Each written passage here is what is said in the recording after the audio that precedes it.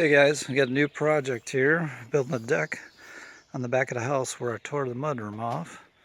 You can see I patched in all the siding, put a new door up, and this is going to be a floating deck, so it's not going to be attached to the house. The reason I put these tall poles in, it's going to have a roof, just a pitched roof, kind of slopes down. So right now I got all the poles set.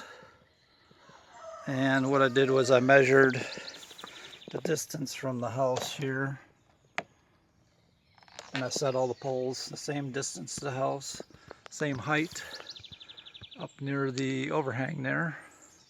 So the roof of the deck is going to be just tucked under that overhang up there. Then I left these poles taller so I can cut them later. I'm going to run a board from this one to that one, and I'll get the slope correct. And how I did it, I dug holes about a foot deep. There's a frost line here. Tennessee is not too deep, it's like 6 inches, which we hardly ever get at 6 inches of frost.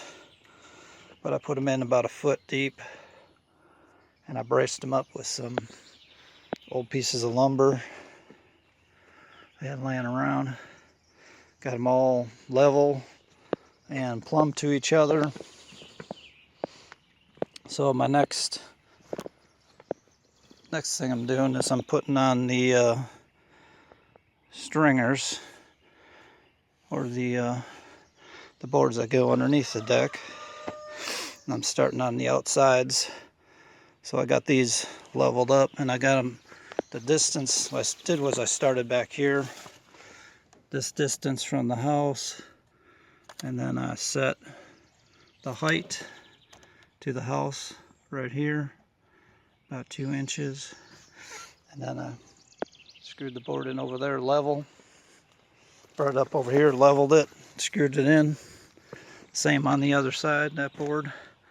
That's how I'm going to start. I'm going to do the edge boards next, all around from pole to pole. So we got boards all the way around the edges, and this is going to be a little difficult here. Put the edge boards on the back because you're so close to the house you won't be able to get in here. So what I'm going to do is run lag bolts in these. Just screw in a couple lag bolts when I get these boards put in the back here.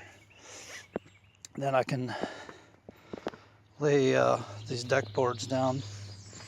And these are all this wood is from the deck on the front of the house. The deck on the front of the house was really large. I'm not sure how big it is, 30, 40 feet. I can show the deck. But we took off a piece of the deck on the front. And all that wood we're going to use. So here's where the rest of the deck was, right here. So we cut it back and put the railing back on that spot, and we're using all the deck boards and wood that was right here for their new deck on the back. Because we went down to Lowe's and they said they wanted $4,000 for a deck that is 8 feet by 16 feet, and that deck is 16 feet the short distance. So we're going to run the boards this way, that way, the long way. So the boards run opposite on this deck. Let's run through here. I think this would be a nice sized deck, 16 by 8. Could make it a little longer. I cut it off about 9 feet off the front, so it would terminate in a certain spot. But that part of the deck we never used anyway, because it was out in the sun. The rest of the deck is covered. We always stayed under the covered part anyway, so I figure this would be we could use all this wood. This will end up, the only wood I bought was the poles, these 12-foot 4x4s, and some smaller 4x4s for putting down the middle. I'm gonna put some more supports in here once I get all these boards put in. I'm gonna cut some 4x4s and lay a row of 4x4s across the middle here to support the middle of the deck. And that's what these are. These here are for middle supports.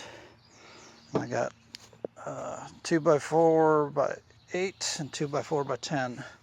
So the roof is going to be made up of all these treated 2x4s, and it's going to be about a 9 or 10 foot roof. We're going to have it overhang over here about a foot past the deck. That's why I got the 10 foot long. So that's all the roof boards there. Deck boards are in the front, and these are the stringers that cut off the deck off the front. I'm just gonna hang all these and we'll have a deck pretty soon. But the hardest part is setting these poles. You got to get all your poles set right.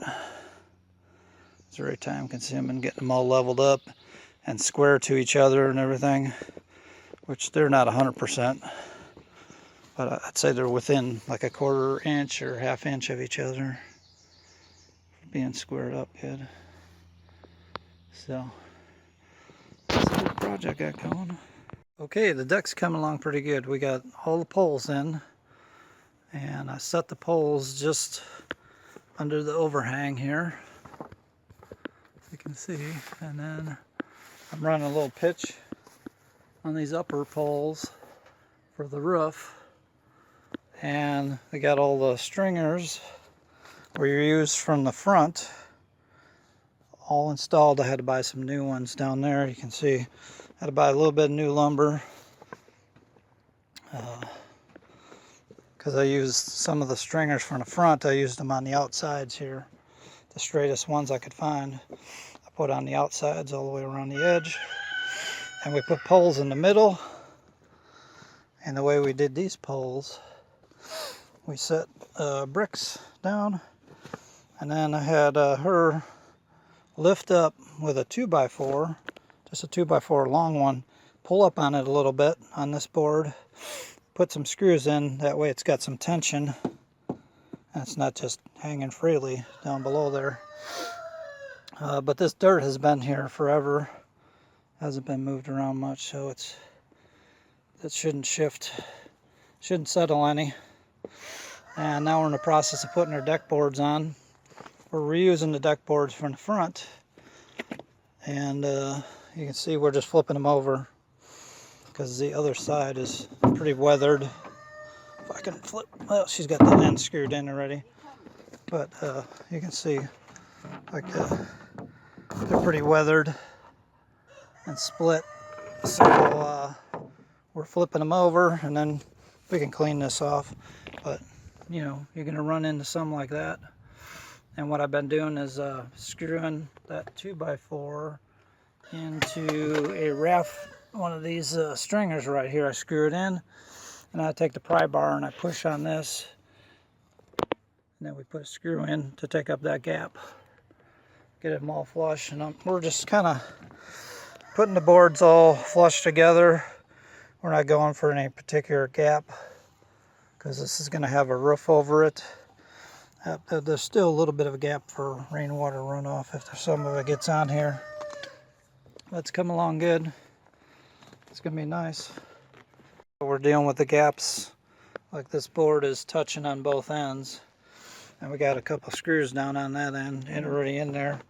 So I screwed another board, a little piece of 2x4 here, and I put my pry bar here. Watch that gap. Close that gap right up. Put the screw in. Boom. That's it. No gap. No gap. It looks good now. I mean, there's a little tiny gap, but that's what we want. It's a whole lot better. Okay, here's how far I got so far. I had to buy a couple extra boards for the front here. And I got the roof rafters up. And I cut some angle boards today too, and that makes it a little less wobbly. You know, it's a little more sturdy now with them angles in there. And the way I got around, because you couldn't put in screws from the back here, I used those rafter hangers, joist hangers, whatever you want to call them. So these still have to get some tie downs on this end. So I got them marked out here. But I still got to put some tie downs. I got to get some straps that go from here to here, or like a hurricane strap I'll probably get. That screws into here, and that screws in the sides. In case we get some heavy winds, doesn't lift the roof off. And I doubled them up here on the outside edge. And I have to put on the roof boards and some tin I'm going to put on, and tar paper and tin on top. And then the railing, of course. I'll have to put on a railing and some steps. This is just a temporary step I made out of some scrap. And I'm probably going to put a step right here, the full length between this pole here and that pole there. I'm going to have this is 8 feet between here. I have a full step across here.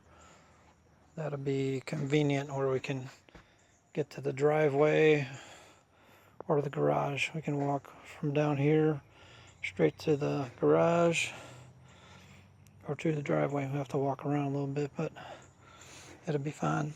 Or we can go to the back from here to there's a barn back here. But that's how far I got so far. And I set it up so that the tin, the distance here between the overhang, I'm going to slide the tin up under the overhang back here, and eventually I'll have a gutter up here too, and put a gutter here that continues all the way down the back of the house. But for now I'm going to leave that gutter off. I'm going to have somebody do the gutters, and a gutter out here too. I'll put one, and this is going to be the overhang.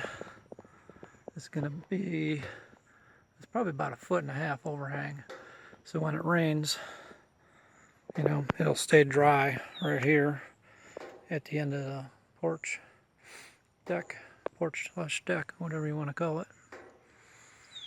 And these, I'll have to cut these off. These are, ones in the middle are a little longer because I used hangers here, and over here the outside boards, I just ran them all the way back and screwed them in the side of the poles. So that's it. Came out pretty good. These are the old boards. These here are all the old boards we took off the front deck and reused them.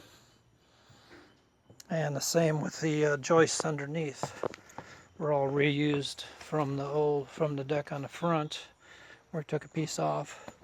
And these edge boards are all from the deck on the front. Okay guys, I did get the porch finished. With I went with a white metal roof on it. If you can see it. But and I got the light up. See that porch light? Come on. All I need to do yet is put on the railings. We're going to put railings here on the side. I'm going to leave this section open, and this is going to be the stairway. So we're going to put a long stairway. This is a temporary step for now. But it's all finished. The roofing, everything's all put up on it. Got our dish put up for satellite.